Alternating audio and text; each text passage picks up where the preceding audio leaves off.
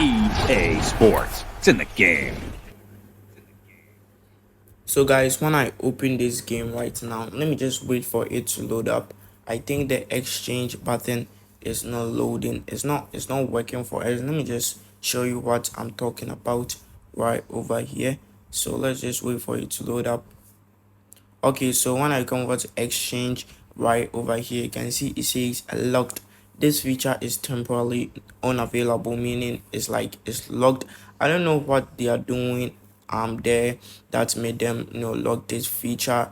I think maybe they are probably adding some new exchanges or anything to it, or they are removing something from it. I don't know.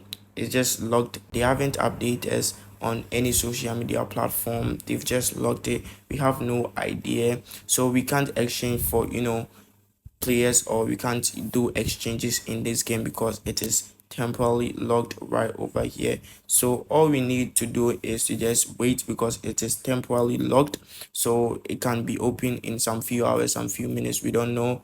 So we just need to wait, or wait on their social media platform to see if we will be updated. So all we got to do is to just wait, and I think it will be open very soon for us. So I hope you guys enjoyed this video. Make sure to give it a like. Peace.